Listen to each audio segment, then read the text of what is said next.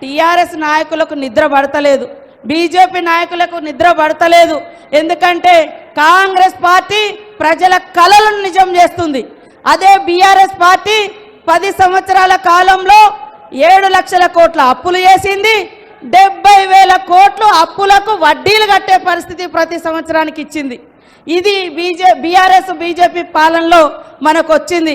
కాబట్టి ఇక్కడ ఉన్నటువంటి మా అక్కలు అన్నలు తమ్ముళ్ళు అందరూ కూడా ఆలోచించండి.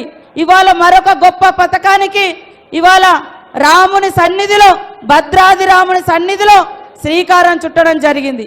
అదే పేదలకు ఇల్లు. గత 10 సంవత్సరాల కాలంలో మరి టీఆర్ఎస్ నాయకులు పెద్ద పెద్ద ఇల్లులు కట్టుకున్నారు తప్ప ఏ పేదలకు మాత్రం ఇల్లు రాలే.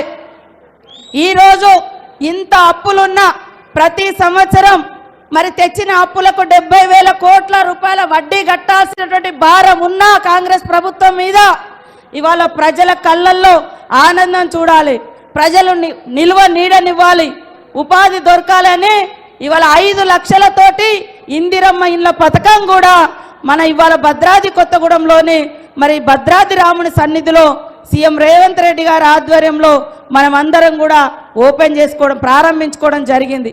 కాబట్టి ఇక్కడటువంటి ప్రజలు ఆలోచించాలి. ఇవాళ కాంగ్రెస్ అంటేనే పేదల పార్టీ, బీదల పార్టీ, మహిళల పార్టీ, యువకుల పార్టీ, అట్టడుగు వర్గాల దళిత గిరిజన మహిళా మైనార్టీ వర్గాల పార్టీ కాంగ్రెస్ పార్టీ. ఇందిరమ్మ పాలన దీన్ని చూసి సహించలేక ఇవాళ రకరకాల తప్పుడు కూతలు కూస్తున్నారు.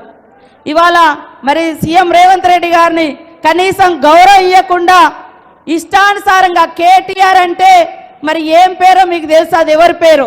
ఇవాళ సీఎం రేవంత్ రెడ్డిని పట్టుకొని మరి వాళ్ళ బూట్లు వీళ్ళ బూట్లు అని తప్పుడు కూతలు కూస్తున్న కేటీఆర్, నీ పేరు ఎవరి పేరో చెప్పవయ్యా తారక రామారావు గారు. నువ్వు ఎవరి పేరు పెట్టుకున్నావో చెప్పు. ఇవాళ నీ తండ్రి ఎవరి బూట్లు నాకు ఎదిగొచ్చిండో చెప్పు. ఇవాళ మీరు అధికారం కోసం ఆంధ్రలో ఆంధ్ర వాళ్ళు హైదరాబాద్లో ఉంటే మరి వాళ్ళ అరికాలను ముళ్ళు గుచ్చితే నోటితో తీస్తా అన్నది మీరు కదా, మీ మూతులు వాళ్ళ కాళ్ళ కాడ పెడతా అన్నది మీరు కదా నేను అడుగుతున్నా. కానీ ఇవాళ మేము ఒక రాజకీయ పార్టీగా రాజకీయంగానే ఉన్నాం తప్ప మీలాగా అవసరాలకు ఒక మాట, అవసరాలు తీరిన తర్వాత ఒక మాట మాట్లాడే పార్టీ కాంగ్రెస్ కాదు, కాంగ్రెస్ నాయకత్వం కాదు అనేటువంటి విషయాన్ని కూడా గుర్తుపెట్టుకోవాలని తెలియజేస్తా ఉన్నాను.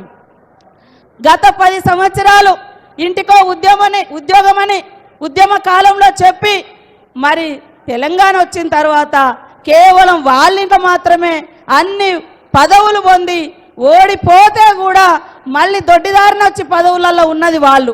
కానీ ఇక్కడ ఉన్నటువంటి నిరుద్యోగ యువతకు మాత్రం ఉద్యోగాలు అడిగితే కేసులు పెట్టి జైల్లో పెట్టింది వాళ్ళు. కాబట్టి అలాంటి ప్రభుత్వం వద్దనుకోనే ఇవాళ ప్రజా ప్రభుత్వం, ఇందిరమ్మ ప్రభుత్వం, రేవంత్ రెడ్డి గారి ఆధ్వర్యంలో ఉన్నటువంటి కాంగ్రెస్ ప్రభుత్వాన్ని గెలిపించిన మీరందరూ కూడా విజయులు, అజేయులు. రాబోయేటువంటి ఎంపీ ఎలక్షన్లో కూడా మన సోదరుడు బోలాశంకరుడు, వాస్తవానికి బోలాశంకరుడు మా ఇద్దరిది పక్క ఊరే, పక్క 2 కిలోమీటర్లే.